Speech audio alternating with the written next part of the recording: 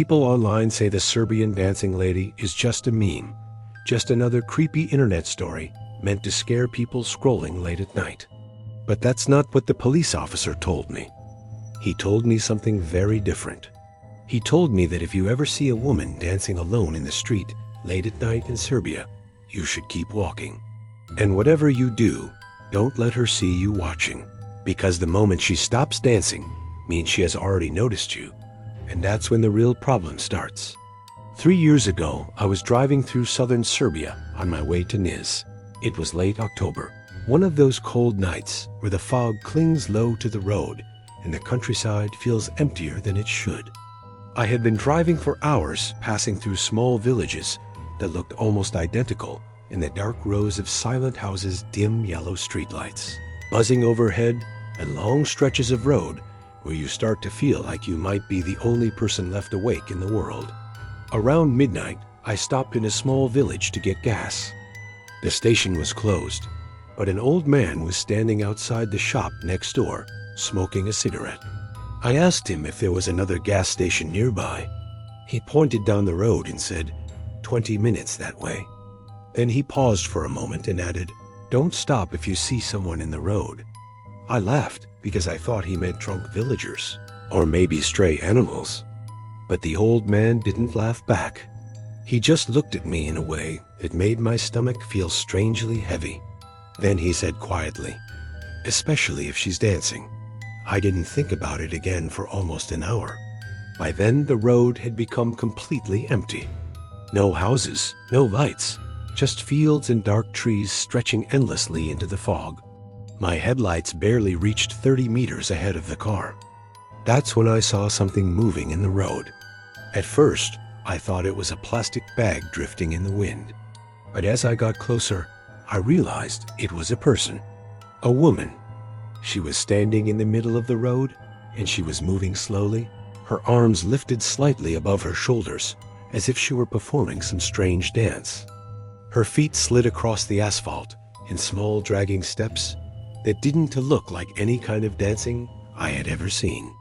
It looked wrong, almost like someone pretending to dance without really understanding how dancing worked. I slowed the car as I approached her. She was wearing a long gray dress that hung loosely from her body, and her dark hair covered most of her face. There were no houses nearby, no parked cars, nothing but fog and empty fields around her. Just a woman dancing alone in the middle of the road at 1:17 in the morning. And I remembered what the old man at the gas station had said. Don't stop if you see someone in the road.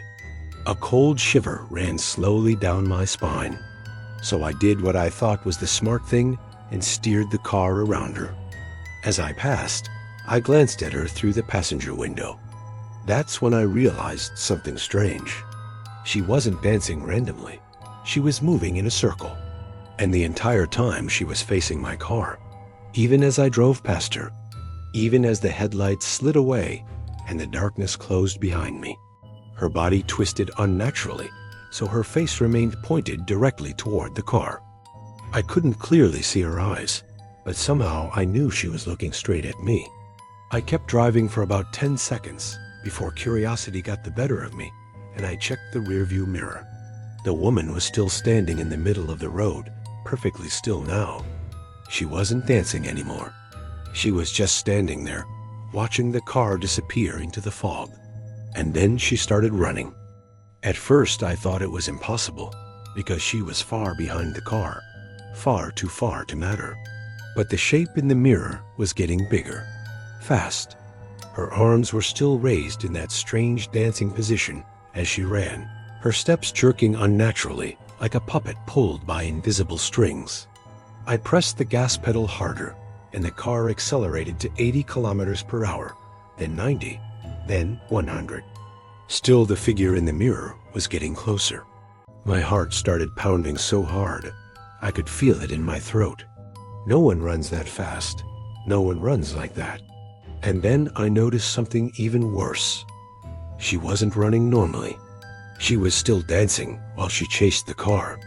Her body twisted left and right in those same unnatural movements, her head tilting at angles that made my stomach turn. Then suddenly she disappeared from the mirror. Just gone, swallowed by the fog like she had never been there. I slowed down slightly, trying to calm my breathing and convince myself I had imagined it. Maybe she had stepped off the road. Maybe the fog distorted the distance. Maybe a loud thud slammed onto the roof of the car. Something heavy landed directly above me, denting the metal inward. Then I heard footsteps. Slow, dragging footsteps moving across the roof of the car. They crept forward inch by inch toward the windshield. My hands locked around the steering wheel as my entire body froze. The footsteps stopped directly above my head. For a moment, there was silence. Then the windshield suddenly filled with a face, upside down. Her hair hung downward like black ropes brushing the glass. Her eyes were wide open and fixed on mine. She was smiling, but the worst part wasn't the smile. The worst part was the way her body was still moving. Even hanging upside down from the roof of the car, she was still dancing. The police report later said I crashed into a guardrail. They said I was lucky to survive. But when the officer came to take my statement, he didn't look surprised at all. He just asked me one question. Was she dancing? I nodded slowly. The officer sighed and closed his notebook. Then he said something that still keeps me awake some nights. She's been seen for years, he told me quietly. Always dancing. Always in the road. I asked him what happens to the people who stop their cars. The officer didn't answer immediately. Instead, he walked around my vehicle and looked at the deep dent pressed into the roof above the driver's seat. Then he looked back at me and said in a low voice, "Most of them are never found.